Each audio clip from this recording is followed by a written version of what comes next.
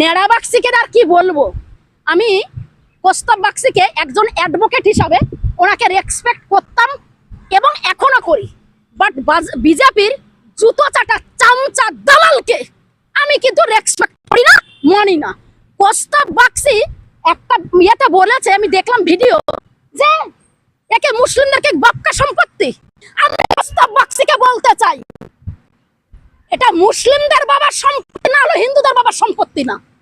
এই সম্পত্তি ভারতবর্ষের 140 কোটি মানুষের, যার মধ্যে সর্বধর্মের মানুষ পড়ে। হ্যাঁ, কৌস্তব বাক্সি ভাবছে আমি অ্যাডভোকেট হাইকোর্টের, আমার অনেক পাওয়ার আছে, কিন্তু আমি একটা কথা বলতে চাই কৌস্তব বাক্সিকে, সংবিধান যদি আপনি ফলো করেন, ভারতের রুলস অফ লটা যদি ফলো করেন, অবশ্যই আপনি জানবেন যে এই ভারতের মাটিতে আপনার যতটা অধিকার, সেম একটা দাঁড়িয়ালা মানুষের ততটাই অধিকার। এটা আপনাকে মনে রাখতে হবে। অতএব এই সম্পত্তিকারীর বাবার না, ভারতবাসীর সম্পত্তি।